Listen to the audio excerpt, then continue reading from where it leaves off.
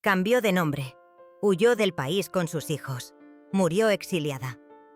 Y todo para proteger el apellido de un hombre que la traicionó. Constance Holland no fue solo la esposa de Oscar Wilde. Fue escritora, activista, feminista y desaparecida por el patriarcado literario. Hoy vamos a contar la historia de una mujer a la que borraron, pero no sin pelear. La mujer que nadie te presentó en clase de literatura.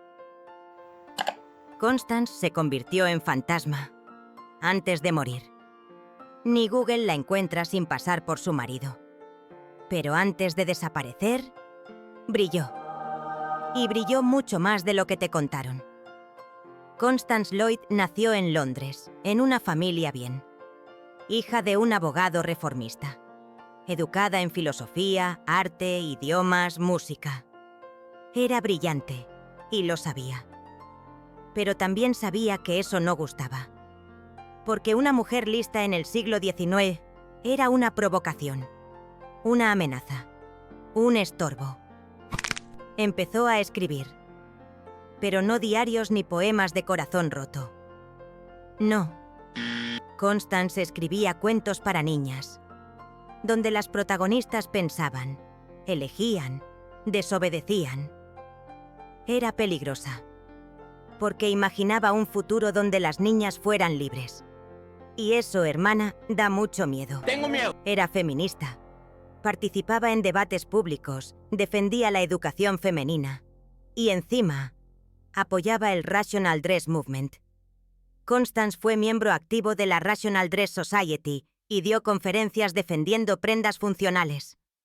O sea, ropa sin corsés, The corset, a symbol of repression to those who are forced to wear it. faldas que no asfixian, libertad de movimiento.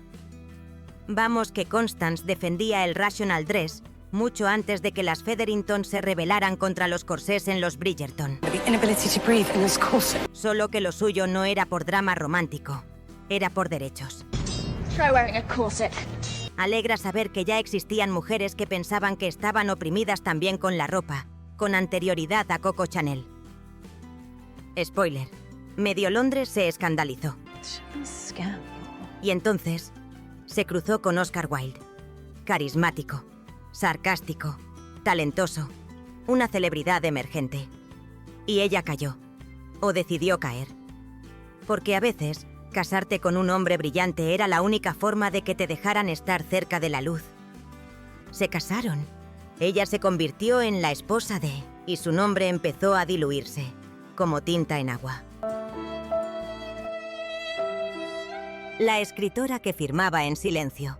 Constance también escribía. Mucho. Bien, pero no firmaba. Publicó una colección de cuentos infantiles. There Was Once. Historias con niñas que deciden, que dudan, que dicen que no. Que se salvan solas. I did. I saved myself. Demasiado modernas, demasiado rebeldes, demasiado invisibles. Durante años se dijo que Oscar las había escrito, que eran ideas suyas. Porque claro, ¿cómo iba una mujer a escribir así? Pero ella no se defendió, nunca desmintió, nunca reclamó el crédito. Porque sabía que en su época, firmar con tu nombre podía costarte mucho más que el anonimato. Corrigió y editó textos de Wilde. Le ayudó a preparar discursos. Organizó su correspondencia. Fue su editora no oficial, su apoyo intelectual. Y ni una sola vez apareció en los agradecimientos. Constance editaba, corregía, sostenía todo el castillo. Pero el nombre en la portada no era el suyo. Básicamente era como Emily Blunt, en El diablo se viste de Prada, pero en versión literaria. ¿Te suena? So I was Miranda's second assistant, but Pasa hoy. Pasa todo el tiempo. Pasa en oficinas, en congresos, en grupos creativos donde una mujer propone y un hombre presenta. Por eso este canal existe. Para nombrarlas. Para romper esa inercia del silencio. Si tú también quieres eso, suscríbete. Hazlo por ti. Hazlo por todas. La caída. Del escándalo público al exilio 1895. Oscar Wilde es juzgado por indecencia grave. Una forma elegante de decir que era gay. El escándalo fue total. Londres se volvió contra él. La prensa lo devoró. El sistema lo castigó. Y Constance cayó con él. Vamos que a Constance le hicieron un Meghan Markle, pero sin Netflix que la redima. Y aunque siguió manteniendo una relación compleja pero afectuosa con Wilde, incluso después del encarcelamiento, ella fue la peor parada en esta historia. ¿Y por qué? Perdió todo. Su apellido, su reputación, su estabilidad. Cambió de nombre.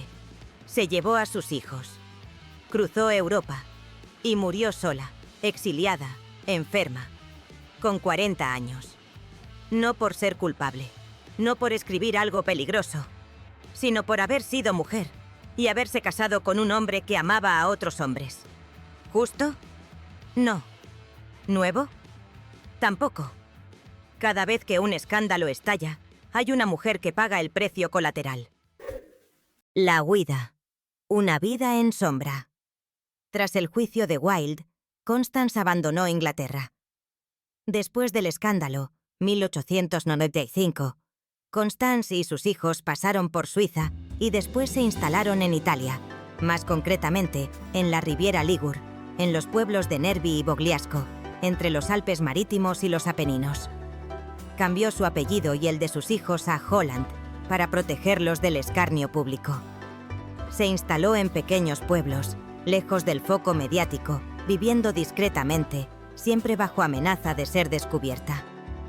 Constance vivía de sus ahorros, de pequeñas ayudas y, en parte, del dinero que había protegido antes de la ruina de Wilde. Su vida se volvió solitaria, marcada por la vigilancia constante y la necesidad de invisibilidad. Aunque nunca se divorciaron, Constance obligó a su marido a renunciar a la patria potestad sobre sus hijos y le negó apoyo económico si volvía con Bossy. En esta etapa cayó enferma. Sufría de una dolencia degenerativa en la columna que la dejó con dolores crónicos y movilidad reducida. Hoy en día se sabe que su enfermedad era esclerosis múltiple, por los síntomas: fatiga extrema, parálisis facial y pérdida de movilidad. En esta época era común tener diagnósticos erróneos y confundirse con histeria o problemas ginecológicos. Aún así, cuidó sola de sus hijos, mientras él seguía preso. Murió en Génova en 1898. Tenía apenas 40 años. Fue enterrada en el cementerio monumental de Staglieno con el apellido Holland. Su muerte no se debió a la enfermedad en sí, sino a las complicaciones de una cirugía, hileo paralítico y sepsis, realizada por el ginecólogo Luigi Bossy, quien extirpó un fibroma uterino mal diagnosticado. Hay que tener en cuenta que la medicina de la época consideraba que la salud de las mujeres estaba ligada a su rol social y a la reproducción, y aún se lucha por la igualdad en temas de salud. Sus hijos, Cyril y Vivian, fueron criados en Europa continental bajo el apellido Holland. Ambos se convirtieron en hombres educados y discretos. Cyril murió en la Primera Guerra Mundial. Vivian se convirtió en escritor y defensor del legado de su padre. El de su madre fue más difícil de rastrear. El borrado total. Nombre, legado, memoria. Constance fue borrada de la historia. De verdad, borrada. No hay estatuas, no hay placas, no hay cuentos suyos en los colegios.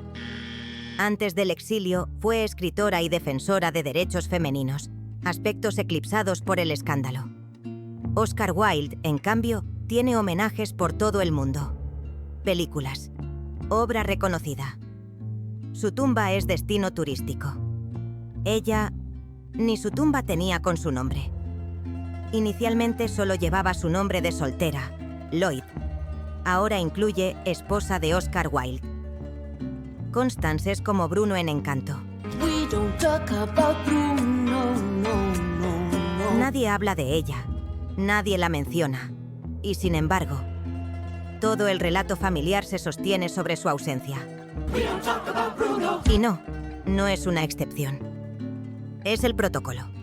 El patriarcado construyó la historia como un escenario donde ellos brillan y ellas sostienen los focos. Y a veces, ni eso. Porque Constance ni siquiera tuvo derecho a iluminar. Pero la historia a veces da una vuelta a la tortilla y pone las cosas en el lugar que les corresponde. Existen biografías académicas recientes que rescatan su legado. En este momento, las figuras femeninas inspiradoras interesan y queremos que sean recordadas, y es por eso que hemos rescatado a Constance Holland de un pasado perdido y olvidado. ¿Y si ella también fue un genio? ¿Y si lo que nos contaron está incompleto? ¿Y si al lado de Oscar Wilde hubo una mente brillante que editó, que escribió, que pensó, pero nunca firmó? Barbie descubriendo que el mundo real era patriarcal es un paseo por el parque, comparado con lo que vivió Constance, cuando entendió que su talento no tenía sitio, ni nombre. To be a woman under the patriarchy. ¿Cuántas historias como esta hay?